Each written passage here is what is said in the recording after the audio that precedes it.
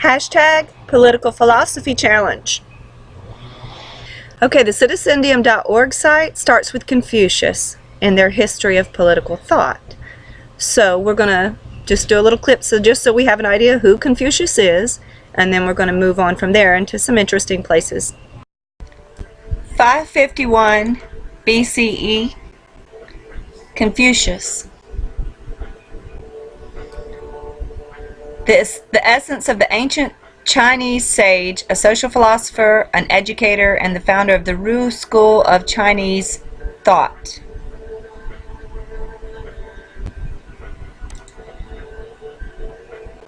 Pericles, Athenian statesman and advocate for democracy, was the greatest statesman of ancient Athens who brought democracy to its zenith. He built the most magnificent of the Athenian buildings and came near to establishing Athenian dominance on the Hellenic world. The definition of statesman: a person who is experienced in the art of government or versed in the administration of government affairs, a person who exhibits great wisdom and ability in directing the affairs of a government or in dealing with important public issues. Okay, so we have Confucius, who established the Ru school of Chinese thought, and Pericles, who built a really nice building, was an advocate for democracy, in fact brought democracy to its zenith in Athens, ancient Greece. Democracy, a statesman, and a teacher of social philosophy in China. Okay, now we're just going to jump over to Babylon for a minute, because Babylon started in 2300 BC. Now, the history of political thought at the citizendium.org begins with Confucius in 600, but Babylon existed for over 2,000 years. Did y'all know that? It just kept getting conquered by different people, and I guess they kept building things, because building a beautiful building like Pericles did in Athens was a really big deal, and people weren't going to just go out and start their own city and build something new. They were just going to conquer, kill a bunch of people, and take the city that was already built and keep building. So that's what happened in Babylon for over 2,000 years. And then we're going to jump back to 600. We got to do this, though, because Babylon was over there while Confucius was setting up his school in China. Okay, the timeline for Babylon begins in 2350 BC, when the first code of laws by Urukagina, king of Lagash, is established. Urukagina's code. Urukagina was a king who ruled in ancient Sumer from 2360 to 2380 BC. He instituted some reforms of the governing methodology and created one of the earliest systems of laws that we have a record of. Problems of the time included regulating the exchange of money for goods and services, collecting taxes, slavery, theft, divorce, and maintaining the canals that supplied water. The reforms of Urukagina helped to guarantee property rights by preventing the authorities or the rich from seizing land and property for payment. He eliminated many of the tax collectors, created tax exemptions for widows and orphans, and reduced government involvement in divorce and regulation of business. The code of laws and social reforms that Urukagina established have been called the first Bill of Rights in history. At the time, they were inscribed onto cones which were driven into the foundations of new temples. These cones are now known as Liberty Cones and are considered to be the first historical documentation of the concept of individual liberty. We're talking about 2360, folks. Urukagina's code. King of Lagash in 2350 BC. Babylon controls the Fertile Crescent in 2000 BC. In 1984 BC, the Amorite dynasty was established in Babylon, the dynasty. So we have Urukagina creating liberty cones and the first Bill of Rights in 2350, and then Babylon becomes a great city. 1984, and then the reign of Hammurabi, king of Babylon, in 1792. 597 BC, Babylonian king Nebuchadnezzar captures Jerusalem. Let's see, okay. 734, Babylon is captured by the Chaldeans. The Chaldeans are talked about in Scripture. That's Scripture and history and Scripture. 729 BC, Babylon is occupied by Assyrians. Nineveh is sacked and burned by combined forces of Babylonians and Medes. 612 BC. Nineveh, of course, is the place where Jonah was spit up by the whale on the shore of Nineveh. 605 BC, 562 BC, Nebuchadnezzar is king of Babylon. And he goes and abducts the Jewish from... He captures Jerusalem and brings back Daniel to Babylon, and the book of Daniel is written. Daniel is written from Daniel's perspective as he's in captivity in Babylon. And the Kassite dynasty rules over Babylonia, 1595 to 1155.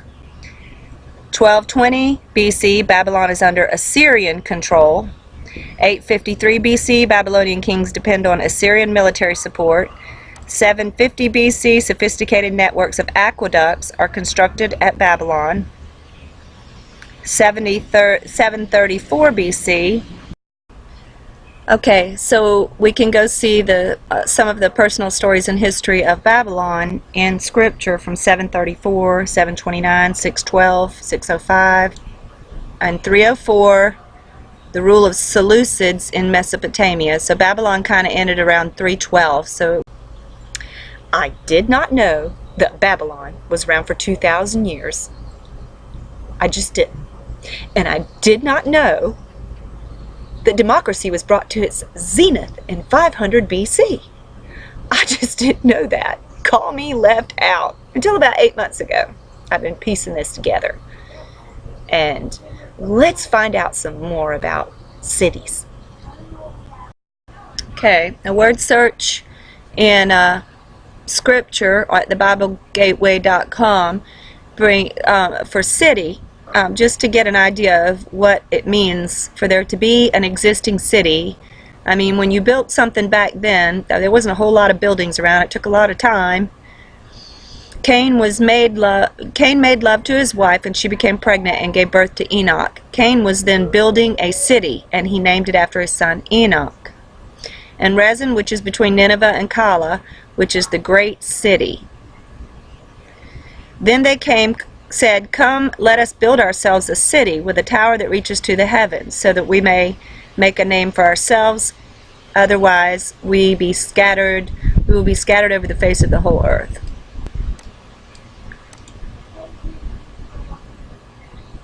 So the Lord scattered them from there over all the earth, and they stopped building the city. Abraham the Hittite was sitting among his people, and he replied to Abraham in the hearing of all the Hittites who had come to the gate of his city. This is all in Genesis. To Abraham as his property in the presence of all the Hittites who had come to the gate of the city. He called that place Bethel, though the city used to be called Luz. The prophet Daniel was actually taken captive during the Babylonian invasion on Jerusalem.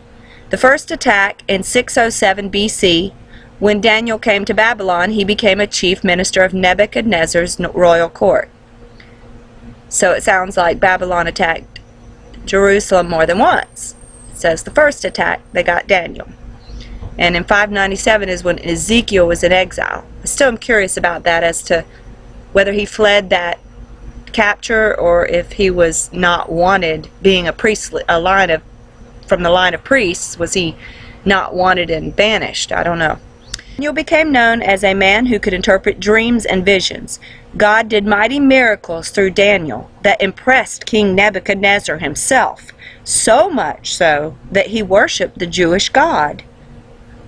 So Nebuchadnezzar began to worship the Jewish God. Later, when the Medes and Persians conquered Babylon, King Cyrus ruled the Persian Empire. He also had visions that Daniel had given interpretation to. Some of the greater miracles mentioned in the Bible happened in the book of Daniel. Okay, so he counseled the first king and the second king. Nebuchadnezzar he interpreted dreams for, and he did for King Cyrus also.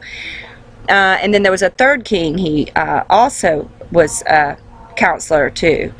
Miracles were the fiery furnace, handwriting on the wall, Daniel in the lion's den. Daniel can be seen in the Bible as the empire predicting prophet.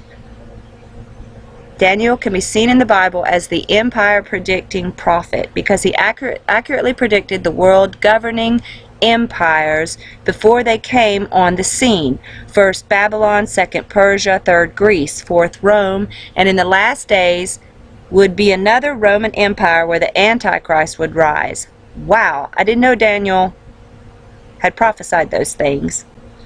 At this time, the Messiah will return and set up his everlasting kingdom. Daniel also predicted the exact day and year the Messiah would die. There is also a prophecy Daniel refers to as the 70th week, which speaks of a 7-year period in the future that will mark the second coming of the Messiah, Son of Man, coming with the clouds of heaven. Let me clarify. You can go online. The Book of Daniel, a full Bible Christian movie, is on YouTube. This is amazing. And what I was trying to do was he made a bargain with like the third or fourth king of Babylon. Daniel made a bargain with him, said, look, if I tell you 3 great stories you like, this is one of the kings. He said, if I tell you 3 great stories and you like them, here's where he sits down with the guy. I'm not sure which one this king is here. But he offers to sit down with that guy, and if he likes his stories, he's got to set his people free. And he tells him 3 stories about 3 kings. And one of them was Nebuchadnezzar, and Cyrus, I imagine, was the second. And when he gets done with the 3rd story, he tells, explaining to him how to be a good king, basically, because he explains the mistakes of those 3 kings he tells him about. And of course the king's impressed, and he agrees to the terms of the contract he made with them and lets his people free. Now, if you watch that movie, The Book of Daniel, and you got to give them credit for doing it. I can't say a whole lot for the acting, but bless their hearts. Anyway, if you watch this movie, you will see that Daniel was able to get his people free from Babylon by telling some really good stories to the king about previous kings and where they went wrong. So in essence, he was teaching that king how to be a good king and how to do right by his people as a ruler,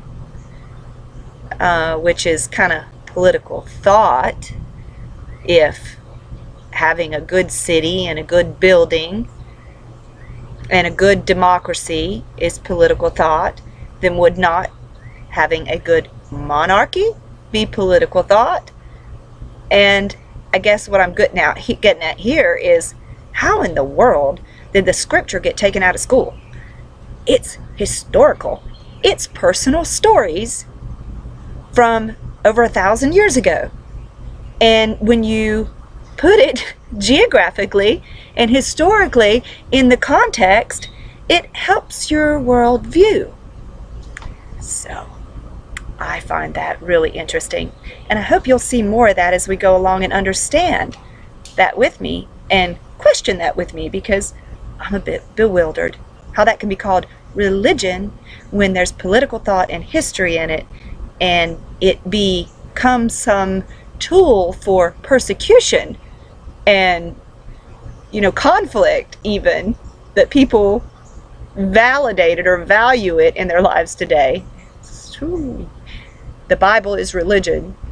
I mean, seriously, people think that. And religion was instituted by law by the Romans in 100 AD, we're going to see. Whereas the time frame we're in right now, there was no religion. There was no religion as a word and a concept. You're seeing there was social philosophy, political thought, monarchs, tyrants, the people, and where they came from. But religion was a concept that did not exist. God existed for people, or gods, but that was not religion. They were who they were. And the way people function in the world today towards one another and with one another, and this whole religion being some way to categorize people, is also a way to devalue them, because I am one of a nation, of a people, of a history, has been taken away. You see that? I hope that makes sense. And I'm not trying to get into too much personal stuff. I just really find all this very interesting and want to share it, and hope you enjoy.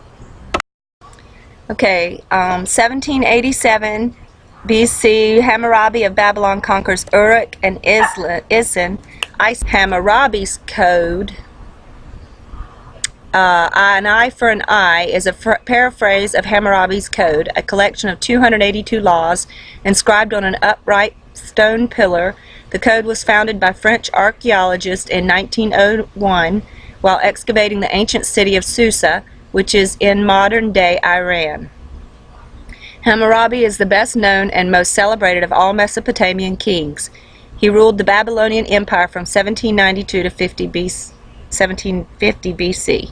Although he was concerned with keeping order in his kingdom, this was not his only reason for compiling the list of laws.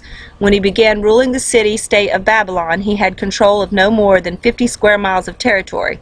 As he conquered other city-states and his empire grew, he saw the need to unify the various groups he controlled. The Hellenic world is a term which refers to that period of ancient Greek history between 507 BC, the date of the first democracy in Athens, and 323 BC, the death of Alexander the Great. This period also referred to as the Age of Classical Greece, and should not be confused with the Hellenistic world, which designates the period between the death of Alexander and Rome's conquest of Greece.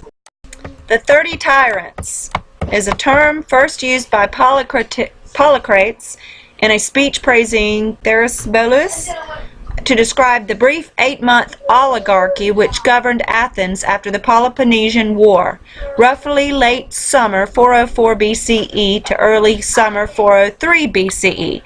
Also called simply the 30. The 30's rule became marked with such brutal and repressive actions that oligarchy emerged from it so discredited Athenians refused to consider rule by the few.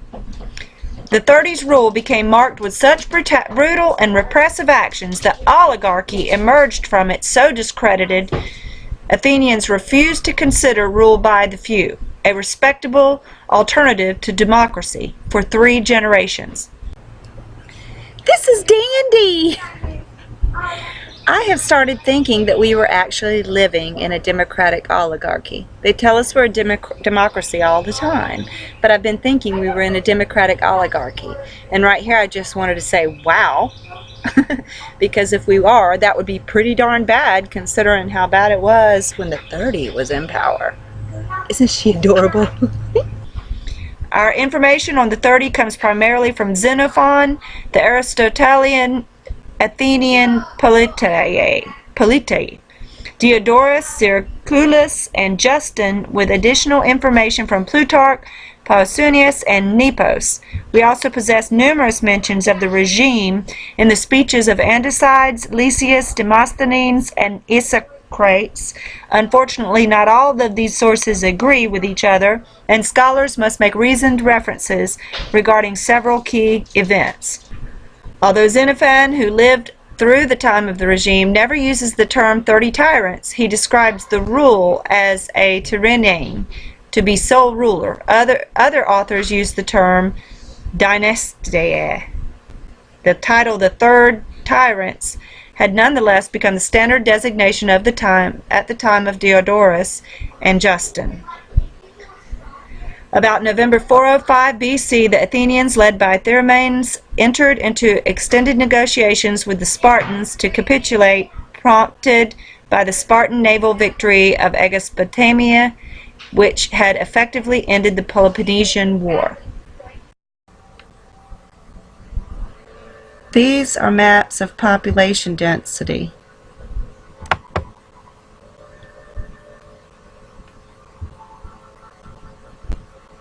(3000 BC), 2000 BC,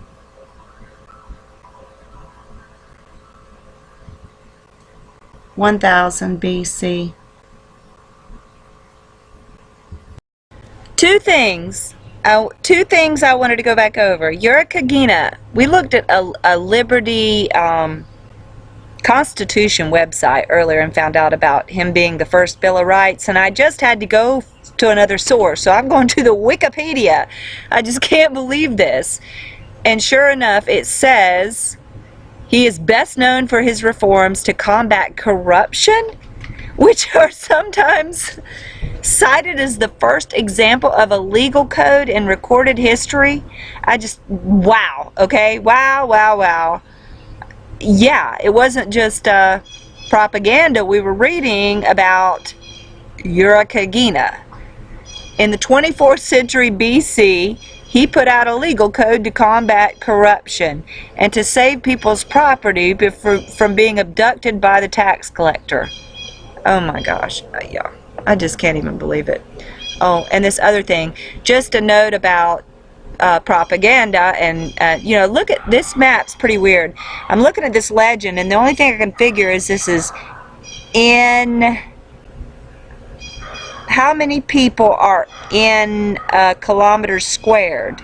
NH. I'm not sure what the INH means. I'd have to look it up. Y'all could look it up. But it says less than 1. So the gray is less than 1 per. And then the 6, it's only 6 to 10 people, the yellow. Do y'all see that?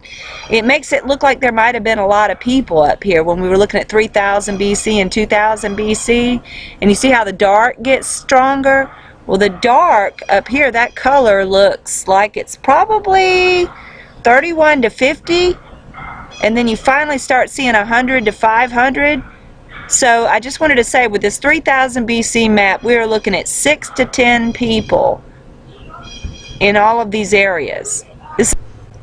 If you just got all through part 1, thank you so much. And I'm trying to keep the videos kind of short so you can be done. But please watch part 2. I want to keep going. That was such a little bit. Once I keep trying to put it together, it just gets kind of longer, but I'm trying to keep it concise. So thank you so much if you finished part 1. And when you have time, please watch part 2. Thank you. And please like and subscribe. Please. Thank you.